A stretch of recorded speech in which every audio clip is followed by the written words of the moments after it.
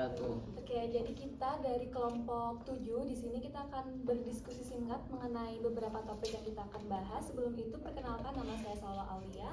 Kemudian di sini ada 4 narasumber yang akan menjadi narasumber dari beberapa pertanyaan yang saya akan nanti bilang. Mungkin kita pakai bahasanya baku atau mau yang santai aja? Santai aja kali ya.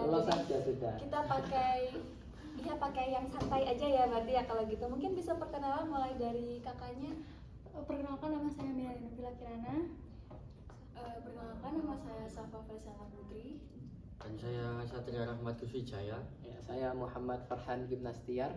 Oke, jadi ada Kak Mira, Kak Felisa, Kak Satria ya, sama Kak Akim. Oke, di sini kita akan membahas ada 2 topik utama, yaitu mengenai feminisme dan juga disorientasi seksual. Nah, sebelum kita mendalami 2 topik ini, kita mungkin boleh tanya dulu ya, apa sih feminisme itu? Di antara 4 narasumber ini mungkin ada yang mau bisa jawab? Ya, boleh. Kamu bisa silakan. Kita diskusi aja Kak, kita santai aja. Menurut aku, antara sesama manusia, antara perempuan sama laki-laki itu setara gitu. Kayak gitu, kesetaraan gender. Gender equality ya berarti ya. Jadi kalau kita membahas tentang feminisme itu tentang gender equality, dan memang kita sebagai ini semua Gen Z kan ya? Apa ada baby boomer di sini enggak ya? Milenial gitu ya. loh. Jadi karena kita semua ini Gen Z dan topik mengenai feminisme dan disorientasi seksual ini memang lagi hot-hotnya ya, lagi panas-panasnya ya. Jadi betul, feminisme itu mengenai kesetaraan gender antara hak dan kewajiban dari wanita dan juga wanita dan perempuan, wanita dan laki-laki. Nah, kemudian feminisme itu kenapa ya masih bisa relevan dibahas di zaman sekarang ini, dan mungkin bisa dilinearkan dari agama Islam sendiri. Mungkin dari sisi pandangan agama Islam, feminisme itu seperti apa? Sikat Gim. Mungkin dari Kak Agim, silakan Kak untuk menjawab kira-kira bagaimana? Mungkin begini kan, feminisme ini kan muncul karena banyaknya ini, bagaimana lelaki, seorang suami itu KDRT, kemudian melakukan kekerasan seksual, pelecehan seperti itu. Dan terkadang pun di dalam suatu bidang, terkadang wanita ini dimandang sebelah mata, dianggap makhluk yang lemah seperti itu. Maka muncullah gerakan sosial seperti ini, yaitu yang apa bahasanya itu? Iya, kita ada beberapa gerakan untuk memajukan ini, menegakkan kesetaraan hak-hak wanita. Jadi bukan hanya lelaki saja yang bisa, misal lelaki saja yang bisa bekerja di kantoran, hanya lelaki saja yang bisa keluar rumah, seperti itu. Akal ya? Masuk akal. Wanita pun punya hak seperti itu. Dari segi agama, maka kalau kita melihat, ya mati lampu ya. Kita lanjutkan saja dulu. Kita lanjutkan saja, gak apa-apa. Kalau kita melihat secara Islam, agama kita tidak ada yang namanya wanita dipandang sebelah mata. Bahkan Islam memuliakan seorang wanita. Betul, ini Mas Satria. Masuk akal. Saya itu. Bagaimana tidak? Dulu di zaman jahiliyah bagaimana? Ketika memiliki bayi perempuan, apa yang mereka lakukan? Dibunuh atau diapakan? Dikubur hidup-hidup. Nemen loh. Dikubur hidup-hidup. Sayyidina Umar pun dulu pernah melakukan seperti itu. Khalifah kedua, penggantinya Sayyidina Abu Bakar, dikubur hidup-hidup. Karena kenapa? Izin, malu. Karena nanti ketika sudah dewasa remaja, kerjaannya menghibur laki, joget seperti itu, menjadi budak seks kasarannya seperti itu sebelum Islam datang. Bahkan saya pernah mendengar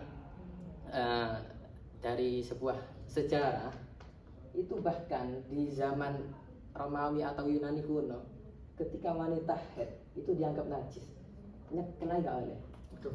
Megang nggak boleh, dikucilkan ketika haid, saking mereka itu menganggap wanita hina. Tatkala Islam turun, Masya Allah, Masya Allah ya, jadi ada perubahan ya. Jadi sangat. feminisme ini tidak bisa dilihat dari secara sosial saja, bahkan di agama Islam pun feminisme itu juga salah satu topik yang memang harus diangkat ya.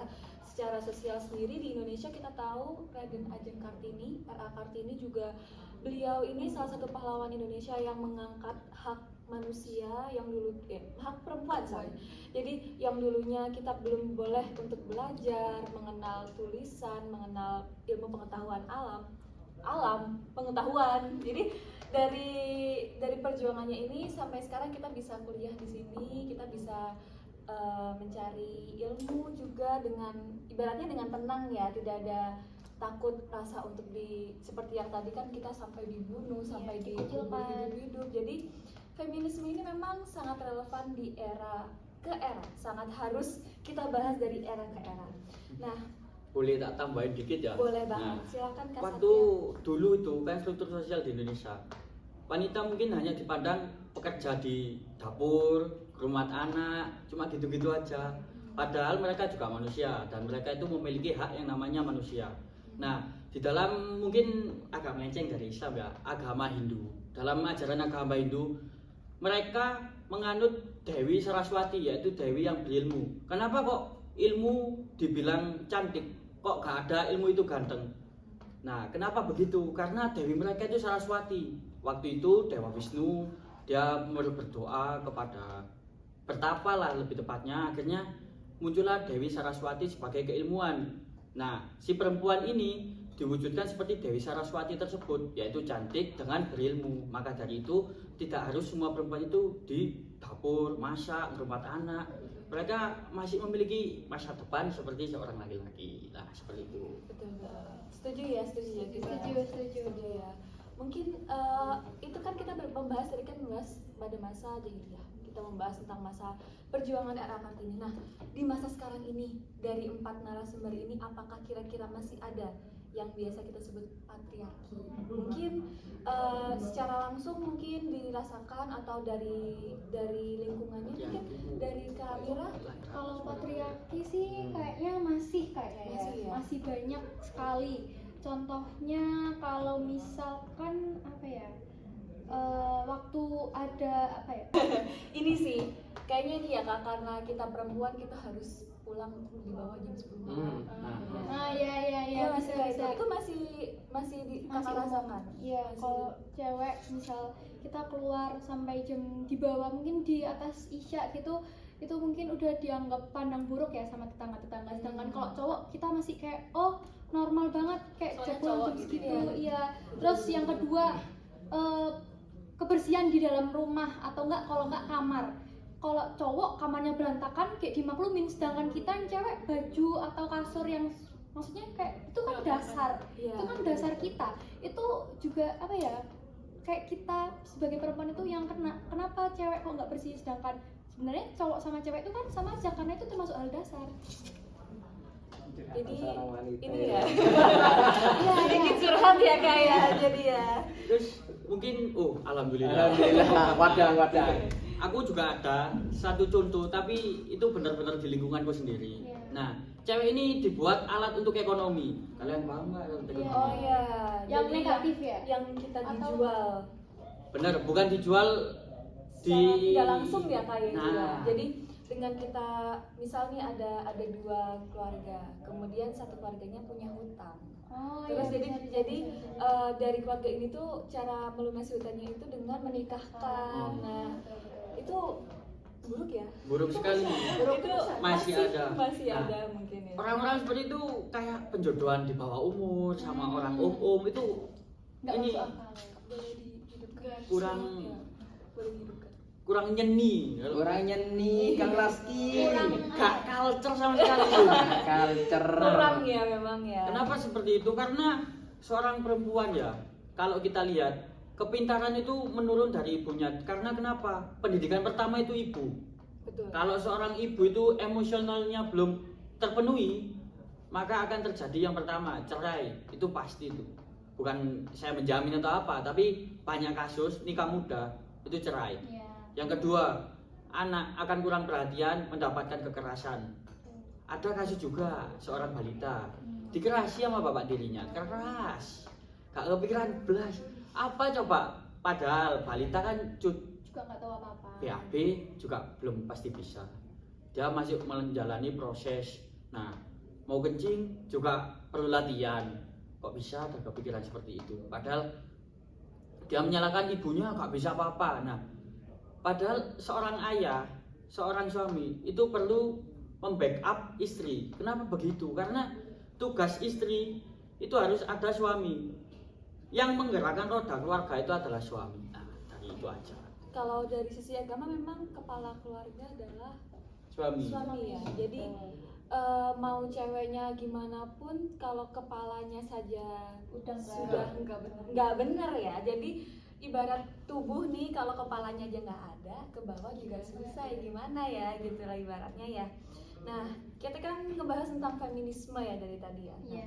feminisme ini seperti yang tadi disebutkan mempengaruhi ke politik juga bisa ya ini ya. Ada regulasi tentang hak perempuan. Ada nggak? Kan itu beberapa kayak, bahkan feminisme itu nggak cuman ke perempuan aja, kita nggak fokus ke perempuan aja, bahkan lelaki pun juga memiliki hak yang sama. Oh iya iya. Yang terakhir itu ada ini cowok yang diperkosa perempuan.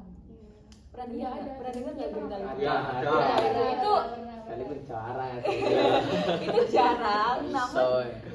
namun lelaki juga memiliki hak yang sama. Jadi kalau kita menyalahkan perempuan, kita menyalahkan laki-laki sebagai perspektif kita sebagai laki-laki, kita sebagai perempuan, tentu salah ya. Itu salah kaprah. Korban, kita harus melihat korban dan pelaku terlepas dari apa itu gendernya.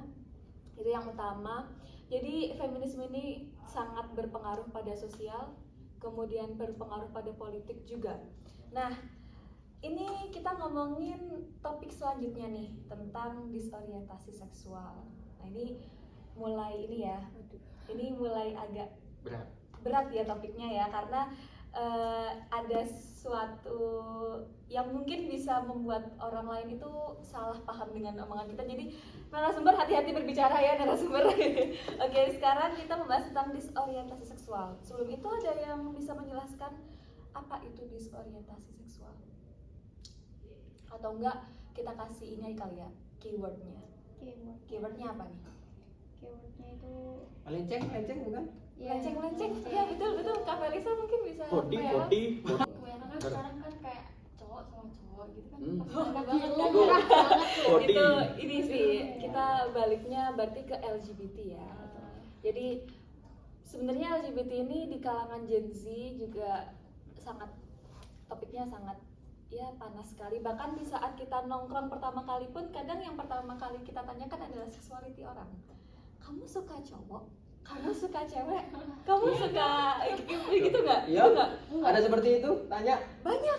Iya kan? Iya. Aku Kalau belum Gen Z, pernah ngalamin kalau itu. Gen Z sekarang, kalau dari pengalaman, jadi curhat ya saya ya. Kalau dari pengalaman aku sendiri, mungkin ada beberapa teman yang memiliki pandangan berbeda mengenai orientasi seksual ini ya. Jadi karena feminis ini masih berkaitan dengan feminisme. Jadi ada satu cewek, dia tuh merasa kalau dia tuh tidak mau sama cowok karena cowok semuanya sama. Dia tuh mensamaratakan satu cowok brengsek semuanya brengsek. Kasarannya gitu ya. Trauma. Iya, bisa dibilang trauma ya. Jadi dia ada satu konflik dengan cowok, kemudian dia merasa semua cowok itu sama, dan dia merasa aku bisa sendiri, aku bahkan tanpa cowok bisa hidup, aku bisa mengatur sendiri, bahkan kayaknya aku bisa deh jadi kepala keluarga di sini. That's why dia secara publik bilang kalau ya I'm lesbian, ya kita tahu lah ya, ada gay, homosexual, homoseksual, biseksual, terus pansexual, ya itu sebenarnya tuh banyak ya. Jadi banyak banget untuk Gen Z sekarang, bahkan mereka juga terang-terangan kalau dia suka sama jenis. Padahal secara Islam sendiri sangat diharamkan ya itu ya. Contohnya Lebih nemen. Apa lebih nemen itu? Lebih parah. parah. Kita udah nggak ngomongin hak dan kewajiban lagi, kalau kita ngomongin tentang seksual nih udah lebih parah ya Kak Agim ya. Lebih parah daripada zina. Iya. Zina itu kalau kan ketika zina, ketika kan pasti berhadas ya, hadas besar ya.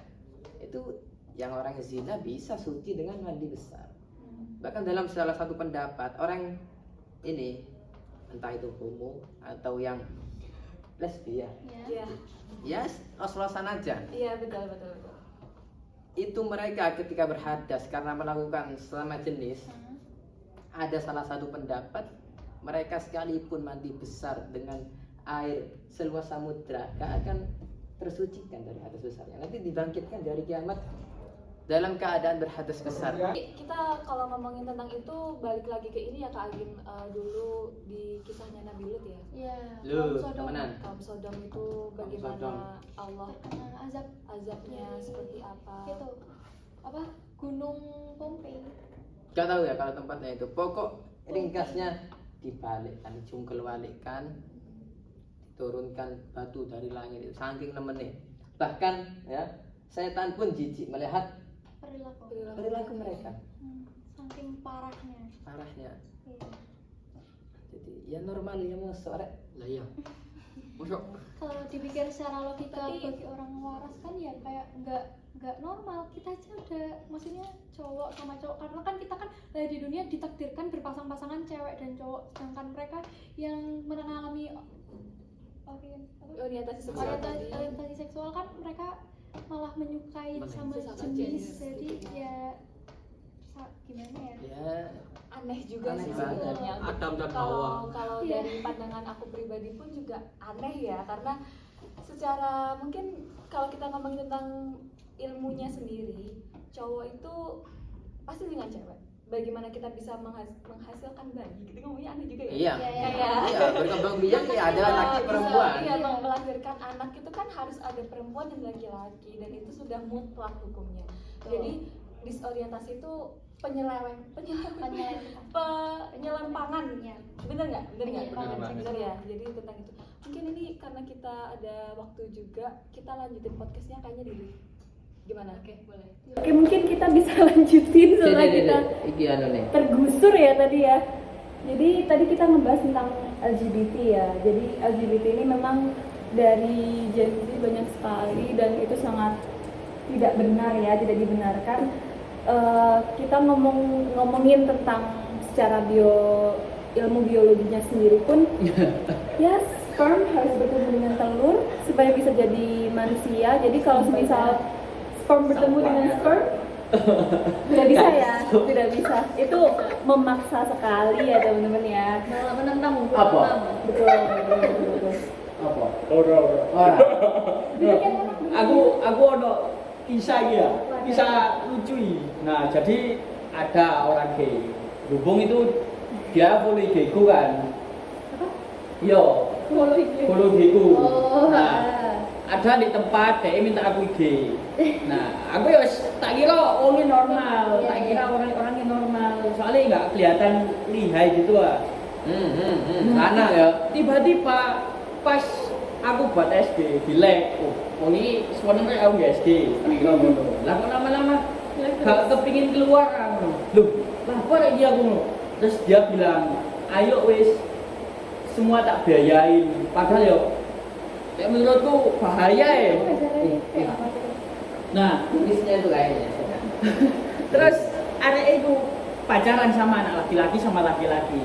Waktu putus berantem, matanya ditonjok, kewelas pacarnya. Akhirnya matanya itu bengkak, hidungnya berdarah, mulutnya berdarah. Itu kekurangannya. Tapi kalau kalian berantemnya diam-diaman nggak bisa kalau laki-laki sama laki-laki. Soalnya laki-laki sama laki itu pemecahan masalahnya itu kebanyakan adu pukul. Kebanyakan ya. Kalau Tapi itu menurut saya. bukan hal yang benar juga ya, Iya. kalau semisal menyelesaikan masalah dengan adu Adu pukul pukul. itu. Jadi memang LGBT ini itu sangat dilihat dari segi manapun ya, itu salah. sangat salah, fatal. fatal. Tidak ada akal sehat yang Fatal. menerima seperti itu. Betul. Oke, kita lanjut ke pertanyaan selanjutnya. Kira-kira nih ada nggak ya peran pendidikan dalam mengatasi disorientasi seksual dan mendukung feminisme ini? dari Kak Felisa mungkin kira-kira pendidikan tuh diperlukan nggak Kak? Diperlukan dong Iya. pendidikan buat masa depan juga. Jadi kita pendidikan kalau misalnya cowok itu dengan cewek, cewek itu dengan cowok itu sudah pasti ya, ibaratnya sudah mutlak. Kita mau pakai argumentasi seperti apapun, cowok dengan cewek, cewek dengan cowok, tidak ada selain itu.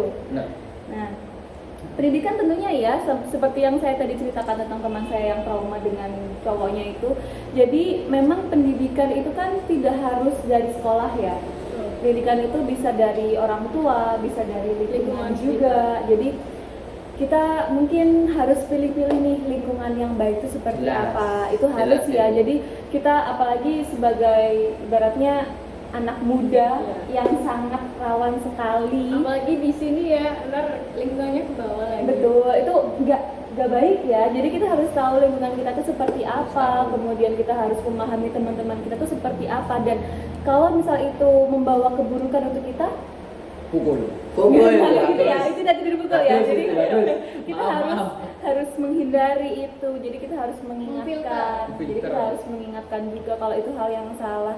Jadi Iya. pendidikan itu sebenarnya kalau menurut saya sendiri pendidikan itu penting. Secara kita ngomongin pendidikan secara resmi seperti kita kuliah, seperti kita di sekolah itu penting, tapi yang lebih penting adalah pendidikan ada di rumah. Kalau menurut saya. Betul. Jadi Betul sekali. orang tua itu sangat berdampak ke bagaimana anak itu bisa tumbuh, Sangat. bagaimana anak itu bisa berpikir. Jadi karena itu juga ya mungkin ada tahu nggak ini tentang isu-isu yang akhir-akhir ini di Korea tentang 6B? Tahu nggak 6B? Bagaimana itu Jadi Gerakan 6B itu gerakan feminisme juga. Jadi tidak pacaran, tidak yone. Jadi B itu B, artinya di Korea itu B itu kayak not in English. Jadi English, tidak. B is stop. Yes, in English. Jadi B itu artinya secara Korea itu tidak gitu. Jadi dia tidak pacaran, tidak menikah, tidak punya anak, tidak satu lagi apa ya lupa. Tidak menikah, tidak punya anak, Tidak anu ya. seks. Iya. Tidak seks, dan yang untuk dua akhir itu kita lanjutin ya. Jadi 6B itu tadi itu tidak tidak menikah, tidak pacaran, tidak seks, dan tidak punya anak. Nah, kira-kira kalau 6B ini dimasukkan ke Indonesia, Nggak cocok. nggak cocok ya? Karena belajar dari Jepang. Jepang kekurangan populasi sekarang. Tapi Karena Indonesia terlalu banyak populasi ya Nah, kebetulan ya. Kalau Ini- menurutku menjalankan 6B di Indonesia tuh kurang relevan Nah. karena ya kita lihat sendiri dari negara tetangga yang sudah disebutkan itu ya banyak mengambil istri dari luar Jepang untuk menikah dengan orang laki-laki di sana agar memiliki keturunan. Sedangkan di kita emang saya mengaku kayak sometimes banyak banget ada yang anaknya. Tapi mungkin kalau di Indonesia tuh lebih membatasi menggunakan seperti KB kayak gitu. Jadi lebih paham cukup untuk kan ada kan program Indonesia yang cukup 2 anak atau cuma beberapa anak, tapi yang nggak sampai banyak banget kecuali banyak dan mampu. Kalau udah ekonominya udah kurang tetapi masih memiliki banyak anak dengan menyalahgunakan stigma banyak anak banyak rezeki itu Salah besar ya. Sama yang Salah satu besar. lagi. Kayak di siapa tuh? yang jadi yang anaknya 13, Iya, 12. dia nggak mau itu anaknya menyalahkan agama takutnya. Makanya dia atas namakan agama ya. Betul, atas nama Itu berarti salah ya. Jadi kita tuh sebenarnya dia betul sih, apapun yang terlalu itu jelek ya. Jadi kalau apa-apa dengan agama juga tidak bisa. Aku agama. Tidak bisa. Itu secara sosial juga tidak bisa, dan memang saya pribadi 6B ini kalau kita implementasikan di Indonesia tuh mungkin susah juga ya. Itu Karena- kenapa ada kegiatan, ada gerakan 6B di Korea? Jadi karena patriarki di Korea itu tinggi. Jadi patriarki di Korea itu ini berhubungan lagi ke feminisme yang tadi itu. Jadi di Korea itu tuntutan sebagai wanita itu sangat tinggi. Nah, Bahkan tidak sebagai istri saja ya, sebagai anak pun itu tuntutannya sangat tinggi. Karena itu mereka tuh bisa dibilang takut untuk nikah, takut untuk punya anak juga Takut sih. menjadi orang Dan tua. sebenarnya ketakutan tuh wajar ya. Kalau ketakutan wajar, tapi bukan berarti karena kita takut kita berhenti. Karena kita takut, kita harus mencoba gimana caranya kita untuk memperbaiki itu, gimana caranya kita bisa mendapatkan pengetahuan parenting yang bagus seperti apa. Jadi kalau semisal membahas tentang ini balik lagi tentang pendidikan ya. Jadi kita harus tahu bagaimana kita tuh mau hidup seperti apa. Tapi kalau semisal di teman-teman kalian mungkin ya ada yang ingin masuk di aku nggak pengen punya anak lah. Mungkin dari kita berlima ini ada nggak yang nggak pengen punya anak atau nggak pengen nikah gitu? Enggak. Semua pada pengen nikah ya? Semua Saya sih yang nggak pengen pengen nikah ya. Kalau aku pribadi, aku nggak pengen nikah karena sebenarnya kalau semisal ngomongin patriarki itu betul, tapi mungkin ini pikiran saya sebagai saya remaja 19 tahun. Iya. Paham nggak? Jadi kalau semisal ditanya, apalagi kan patriarki di Indonesia ya, kamu udah umur berapa? Udah mau berapa ya? Habis ini harus nikah ya gini-gini. Jadi pertanyaan yang seperti itu tuh malah membuat ketakutan sebenarnya. Jadi kalau semisal ditanya, takut nikah? Ya, pasti ya ayam. Aku takut banget buat nikah. Tapi Bahkan punya sampai anak nggak mau pun nikah? sempat kepikiran sampai tidak mau menikah karena at the end mungkin juga kurang ngobrol sama orang tua sih, karena parenting tuh seperti apa tuh masih belum. Dan sekarang ini udah mulai kayak ngobrol sama orang tua, dan sebenarnya orang tua aku sendiri pun juga tidak mewajibkan aku untuk menikah juga, bahkan kayak tidak mewajibkan punya anak juga. Dan mereka sangat paham juga sih, karena kayak kenapa kok mau pengen menikah in this economy and this political, kayaknya memang ya sebaiknya jangan gitu. Cuman kalau dari harapan orang tua sendiri kan pasti enggak ya, ya namanya juga keturunan gitu, pengen gitu. Cuman kalau dibilang takut menikah, tidak menikah, sebenarnya kalau pribadi tuh nggak pengen nikah, cuman nggak mungkin juga ya kan, karena Tuhan itu memberikan hambanya itu berpasang-pasangan ya kan. Di Al-Quran pun juga disebutkan ya Kak Agim ya, kalau semisal manusia itu diciptakan berpasang-pasangan. Jadi kalau secara sosialnya memang saya tidak ingin menikah, tapi kalau secara real life-nya tidak mungkin juga ya. Jadi mungkin belum dibukakan saja. Nah kalau kayak gini kan berarti kembali ke cara kita untuk membuka hati ya. Kira-kira kalau dari LGBT ini bisa disamakan nggak ya konteksnya? Enggak, soalnya konsep gak tahu. Beda, konteksnya beda. Udah beda ya. Untuk orientasi seksual ini mereka itu memandang sesama jenis untuk dalam seksual. Sedangkan dalam feminisme kan tentang perbedaan hak. Nah, dan itu pun insya Allah kalau memang kita itu dididik sama orang tua kita atau kita dididik di sekolah ataupun di kuliahan, bahwasannya pun seharusnya seorang lelaki pun, seorang lelaki ini iya, seorang lelaki tidak boleh. Sudah di Islam ini saya beberapa nyatet memang paling banyak untuk lelaki, memang untuk lelaki. Kak Giro ini sangat prepare ya, jadi sudah di ini semua gitu. Enggak, saya menyadari sendiri bagaimana seorang lelaki seperti itu. Contoh seperti yang tadi kakak-kakak bahas, permasalahan ketika datang lebih dari jam 7 Ya.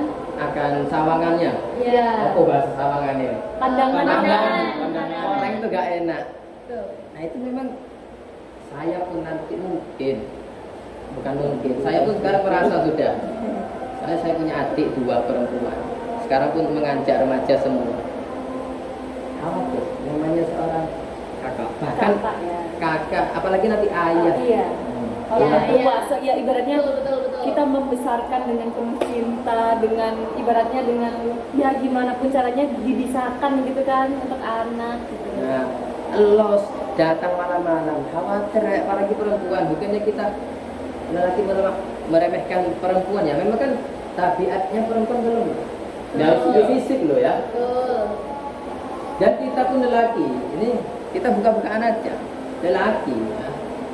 Kalau sudah mandang perempuan, umpamanya ayu, itu pikiran kemana-mana. Langsung jadi ganas. Iya. Dan kemungkinan sekali adanya pencabulan, adanya beberapa pelecehan seksual pasti sekali. Nah Nah itu yang dikhawatirkan kita sebagai lelaki. Berarti kalau kayak gitu tuh berarti masalahnya bukan di perempuan ya kak ya.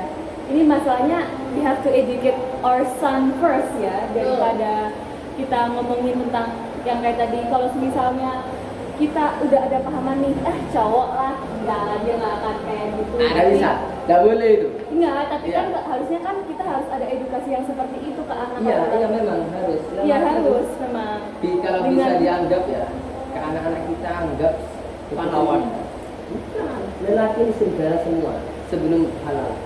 Ya, sebenarnya itu pikirannya secara pikiran general ya, itu Iya. secara general ya. Tapi saya pribadi pun, kalaupun saya punya anak nantinya dan laki-laki ya memang, sebelum saya menyalahkan perempuan, saya akan menuntut laki-laki dulu. Karena at the end, kakak sendiri bilang kan kalau misal lelaki itu serigala, berarti yang harus diperbaiki adalah lelaki terlebih dahulu. Tapi tidak menutup juga wanita juga harus melindungi diri sendiri, juga harus untuk menjaga diri. Tidak harus kita menyalahkan perempuan, kita juga tidak harus menyalahkan laki-laki. Nah itu tidak boleh. Jadi kesetaraan inilah yang kita bahas ya hari ini ya. Kalau misal ada masalah itu kita tidak boleh melihat kita sebagai perspektif wanita ataupun perspektif laki-laki. Itu benar sih. Ya harus saling Balance. kerjasama. Ya balance. Sih, kita harus balance. Jadi kita harus educate our son and our daughter too. Jadi harus sama-sama rata ya teman-teman ya. Saya pun dulu punya pandangan bahwasannya pelecehan seperti itu yang ada viral itu, saya dulu punya pandangan bahwasannya perempuan yang salah. Kenapa? Pakaiannya golek-golek, tidak ada api kecuali ada percikan. Itu dulu saya pandangan seperti itu. Ternyata ketika saya konsultasi bahasanya. Kelas. Ya. Sudah besar juga ya kak ya, ibaratnya udah ada di lingkungan itu ya. Ya. Ada pendaki kondang sudah go nasional kemana-mana, itu datang ke salah satu pondoknya teman saya menjadi pembicara. Nah itu kesempatan saya idola saya itu. Saya datang, itu alhamdulillah privat, kita ke dalam sebuah ruangan, saya tanyakan, Habib, saya mau tanya, Habib, saya ini di kuliah, ketika memandang perempuan seperti ini, ada pikiran buruk seperti itu. Akhirnya sama beliau didawuhkan, sing salah ya aku salah. Itu saya makjub loh, sing lanang sing kena. Gak akan terjadi sesuatu yang di luar tidak diinginkan kalau laki-lakinya itu bisa menahan pikirannya, menahan pandangannya.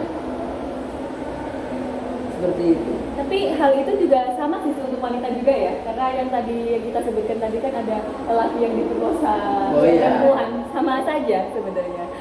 Perempuan pun juga harus menjaga nafsunya, pandangannya juga harus dijaga, pergaulan terutama ya. Jadi kalau kita ngomongin tentang feminisme dan disorientasi seksual ini seru banget. Iya. Karena at the end ya memang harus balance, dari perempuan harus balance, dari laki pun juga harus balance. Nah ini kan tadi kita juga Kak Agim tadi ngomong tentang wanita itu lemah, dan berarti cowok itu kuat kak Dari segi fisiknya. Ya, tapi kalau saya pribadi, kalau secara biologis seperti itu ya, tapi saya juga tidak menutup kemungkinan untuk lelaki itu lemah. Iya, Jadi iya. ada tuh ini nggak sih kayak statement lelaki itu nggak boleh nangis, itu nggak boleh sedih.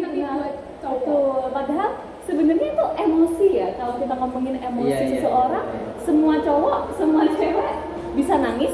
Kakak bisa nangis kan nggak? Sangat bisa ya. Namanya juga manusia ya. Jadi sebenarnya pandangan feminisme yang seperti itu yang kita pengen tuh dihapus ya. Kalau ya wanita, tidak semua wanita itu menangis dan tidak semua lelaki itu bisa kuat juga. Jadi secara manusia kita sama, hak kewajibannya juga sama. Jadi seperti itu ya kalau kita terkadang itu cuma untuk menyemangati saja. Iya. Iya sih, cuman kadang kalau orang salah tangkap itu yang agak kesel ya. Jadi kayak kadang tuh karena pernah ada satu cowok, temen saya cowok, dia tuh nangis dan ada kayak apaan sih, cupu banget kayak nangis, gitu. cowok coy kayak gitu ngapain nangis gitu kan, kayak lah emang cowok gak boleh nangis, cowok juga manusia. Cowok kalau secara IPA-nya manusia itu kan memang punya air mata ya, yang biasa air mata, dan itu semuanya sama, dan tuh nggak bisa di kayak cowok tuh gak boleh nangis, cowok tuh harus kuat, nggak juga sih, ya nggak juga kan, cewek pun juga kayak itu ceweknya lemah, itu enggak juga, kita juga banyak tuh atlet-atlet yang kuat ya kan, bahkan nggak sedikit cewek-cewek yang bisa melawan cowok saat ada hal-hal yang memang diperlukan untuk melawan ya. Itu juga kita kalau ngomongin feminisme ini seru ya, seru banget ya, luas banget soalnya kita ya.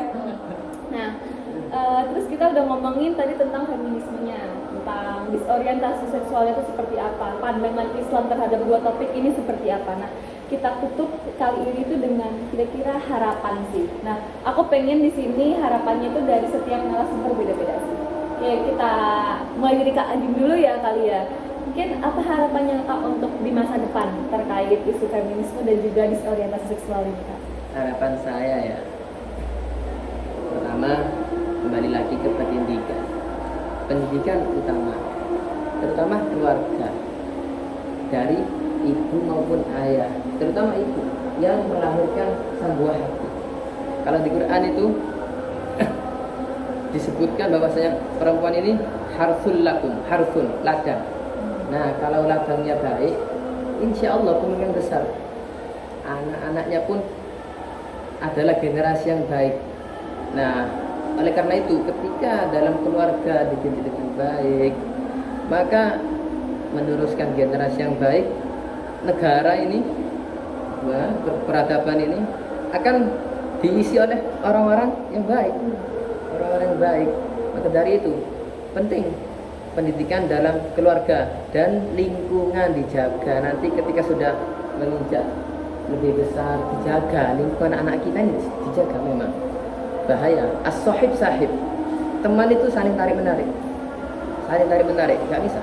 Saya pun ketika saya alhamdulillah kalau meso tahu ya, meso berkata kotor, berkata kasar, itu alhamdulillah nggak bisa saya, maksudnya nggak bisa itu berat. Tapi ketika gumbulan saya ya meso semua, saya itu ikut juga. Itu lingkungan sangat penting. Maka pinter-pinter dari orang tua, dari lingkungan dijaga seperti itu. Oke, mungkin lanjut dari Kak Felisa dulu. Mungkin sih sama ya kayak tadi, pendidikan juga penting, juga orang tua juga, kita kan dari kecil juga ngikut orang tua kan, cara kita kayak gimana cara kita menghormati sesama manusia kayak gitu. Terutama kita juga sama kayak tadi remaja ya, apalagi kita sekarang jadi mahasiswa ya, kita jauh dari orang tua juga, kita harus menjaga diri kita sendiri, apalagi juga lingkungan kayak gitu bisa mempengaruhi diri kita sendiri. Yang rugi juga siapa kita. Udah sih. Mungkin dari Kak Satria. Kalau dari saya ini lebih, kalau Mas Agim tadi kan ke ibu, ini kerugian ke diri saya. Kalau saya ke bapaknya, ayahnya. Nah, kenapa kok bisa gitu? Ayah itu bisa berdampak kepada perempuan juga. Anak perempuan, apabila ayah kasih kepada anak perempuan, dia akan mengalami namanya trauma emosional. Sehingga dia akan beranggapan seperti Kak Salwa tadi bilang. Yang temennya tadi, yang temen saya. Nah, temennya Ayah nggak apa-apa, ayah baik kok. Salah. Ayah baik awak. Nah, kayak tadi itu seperti itu. Akhirnya berdampaknya kan sangat buruk.